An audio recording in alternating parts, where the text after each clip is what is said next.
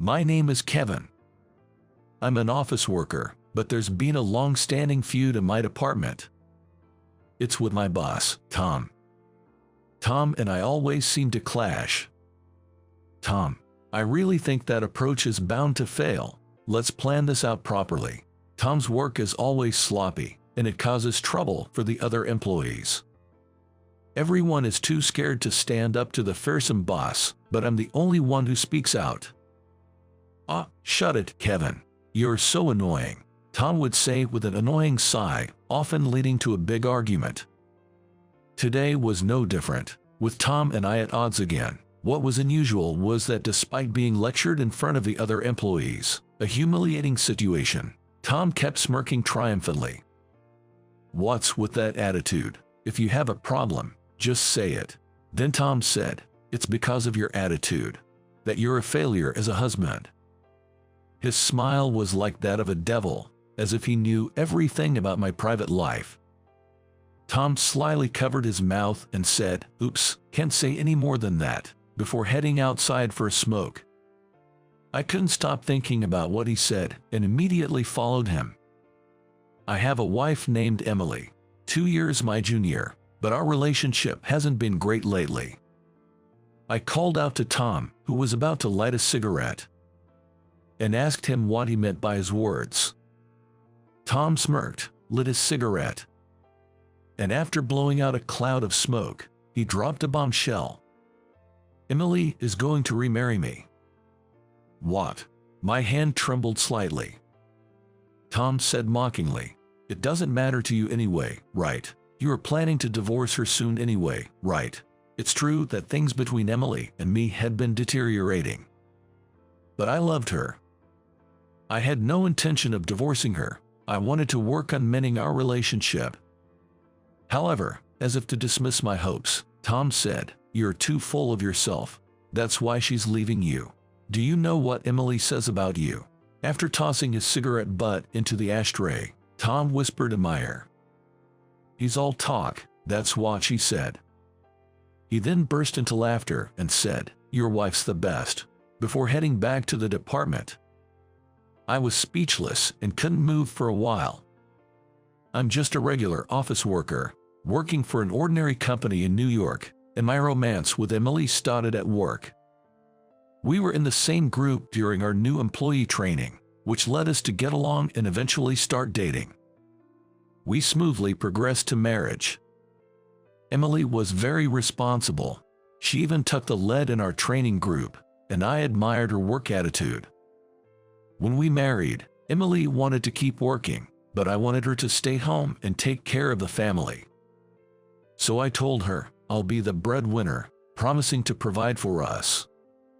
Then she said, if we have children, I want to fulfill my role as a mother, so I'm thinking of quitting my job. After that, she resigned from the company and became a full-time housewife.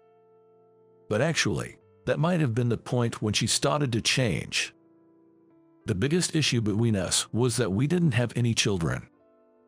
Emily began to stress out, constantly blaming herself, saying, "Why did I quit my job if we can have kids?" Whenever I tried to comfort her, she would push me away, yelling, "Don't touch me. You took my job away, and yet you just keep working on the same job. Bring home some promotion news for once." Her anger would escalate, leading us to have heated arguments. For over 6 months, Emily and I went through a rough patch, and during that time, she might have been secretly meeting with my boss, Tom. Apparently, she called me just all talk. Indeed, my manly promise of "I learn for us" meant nothing if I couldn't fulfill it. I remember Tom always favored Emily, and they might have kept in touch even after I married her. Seizing the opportunity as our relationship soured, they probably started an affair. I wanted to confront Emily about everything. However, when I got home, her belongings were gone. The affair was a fact, and now is thrust upon me. To have my wife taken by my nemesis boss was a humiliation beyond words. Nothing could have been more frustrating. Gradually, I couldn't stand working at the same company as Tom and decided to quit. It was one misfortune after another. "Why are you quitting, Kevin?" my colleagues would ask. I'd just smile and say, "I'm moving on to a new job." None of them knew about my divorce or her affair with the boss. I couldn't possibly tell the truth. Maybe I should have sued for the affair, but all I wanted was to escape to a place where I didn't have to see Tom's face. Perhaps there was also a sense of guilt for not making Emily happy. Being alone in the house made me feel even heavier. The absence of Emily made our two-bedroom apartment feel even larger. Though I told my colleagues I was getting a new job, I had no motivation or plans for job hunting and aimlessly wandering around. Suddenly, I found myself in the nightlife district. Maybe I should drink my sorrows away just for tonight.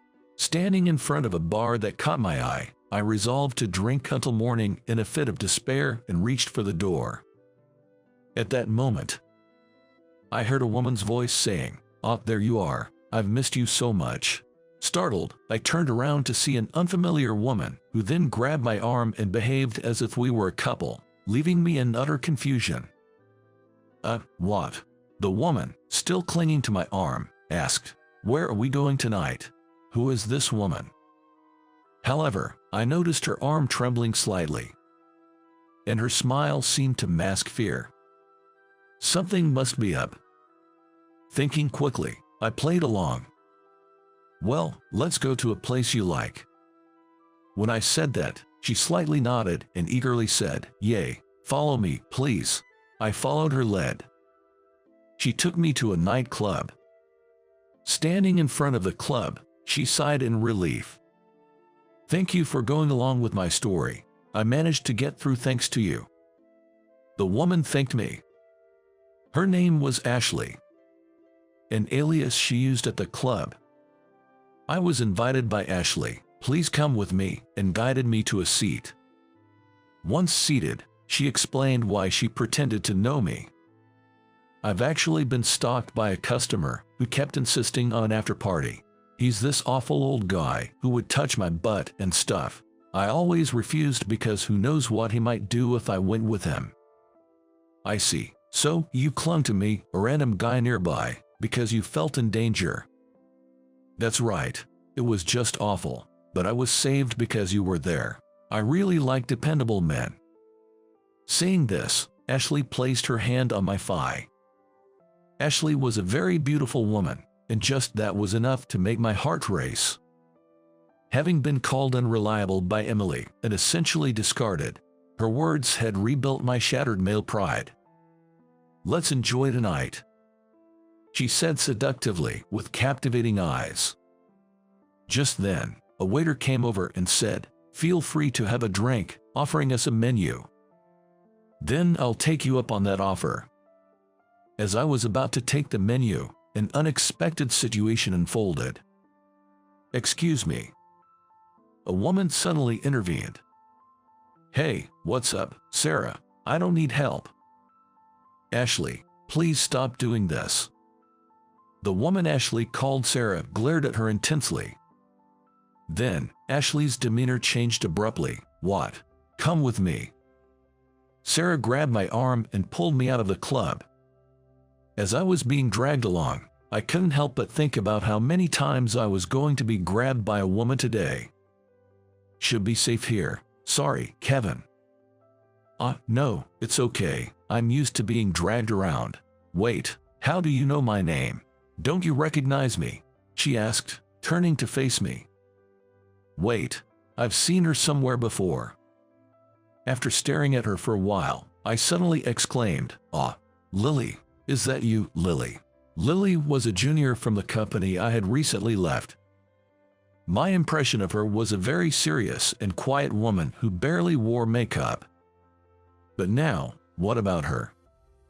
Her mascara was dramatically curled, and with bold cheek and lip makeup, she had completely transformed into a woman of the night. "You work here?" I asked, and Lily nodded.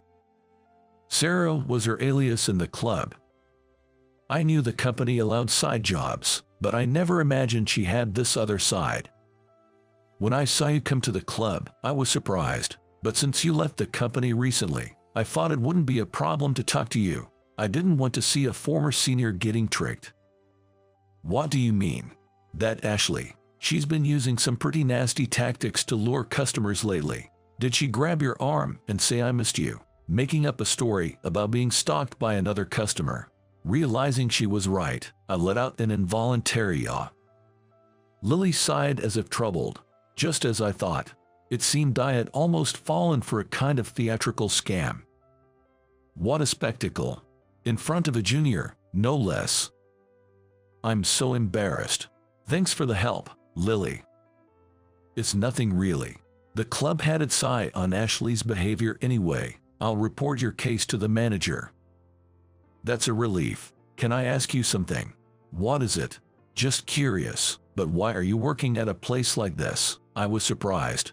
But you don't have to answer it if you don't want to. I just wanted to drink until I pass out today. I feel lonely, and wanted to hear someone's story."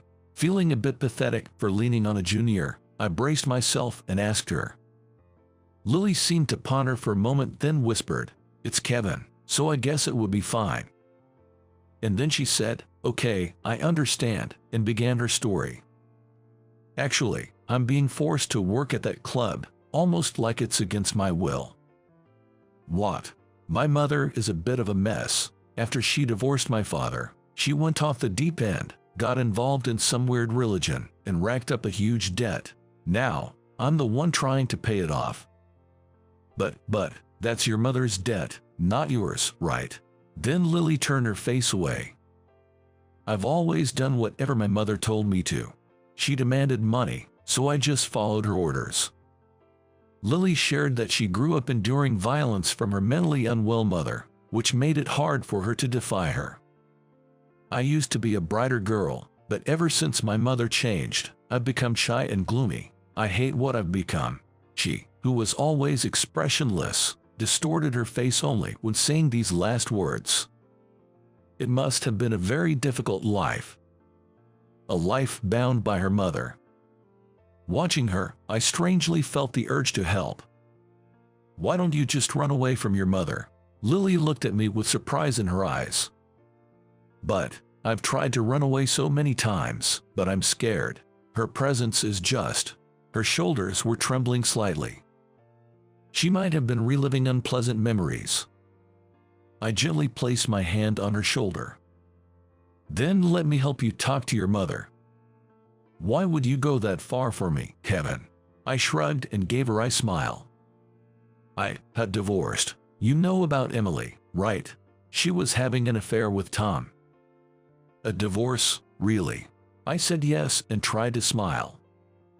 But inside, I felt like crying. "I ran away from that job. I had to escape. It's embarrassing and pathetic, but I ran and ran." I repeated the word ran and then said, "I'm trying to grab onto the next happiness." I surprised myself. Just moments ago, I was in the depths of despair, but now I could say something so positive. It's okay to run from the past now. Next time, you just need to find happiness in the future. It felt like I was telling myself more than Lily. Right, I should also look forward.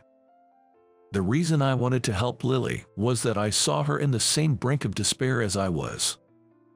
When I looked up, our eyes met. Lily, with a slightly apologetic expression, asked, "Will you really help me?" "I definitely will," I replied, and later arranged to meet with her mother. A few days later, I went to Lily's family home and met her mother. "Could you please let your daughter go? Let her be free." But her mother yelled, "Don't stick your nose into other people's family matters. Your daughter is an excellent worker, but if she keeps juggling a day job and a night job, she'll break down eventually. Are you okay with that?" I found myself shouting. Still, her mother refused to listen and threatened, "If you say another word, I'll call the police." But then, Lily, with tears welling up in her eyes, said, "Mom, please stop. I'm going to leave you, Mom." It seemed my words had given Lily the courage she needed. Despite her long-standing fear of her domineering mother, she now confronted her with all the frustration she had been holding back. It was an ordeal so terrible that I wondered if it was even appropriate for me, an outsider, to hear. The realization that her daughter was truly leaving must have struck her mother, who then pleaded, "Please, don't abandon me." But Lily's resolve didn't waver, and finally, she said goodbye, pulling my arm as we left the house. On the way home, Lily asked me, was this the right thing to do? It was good. Take some time away from her. You can meet her again later. For now, just take care of yourself. As I said this, Lily seemed to find some resolution and showed me a smile for the first time, saying, "You're right. Let me treat you to something as a thank you next time." Her smile seemed to soothe my troubled heart. I never knew Lily's smile could be so lovely. I found myself gazing at her for a long while. From that day on, our relationship changed from former colleagues to companions who had shared tough experiences. Later, Lily and I started dating.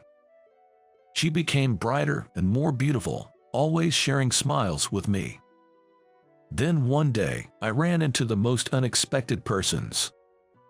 It was my ex-wife Emily and my former boss Tom. "Wow, what's this? Are you two together now? That's quite a surprise." Tom looked astonished, switching his gaze between me and Lily. Emily, on the other hand, awkwardly averted her eyes from me.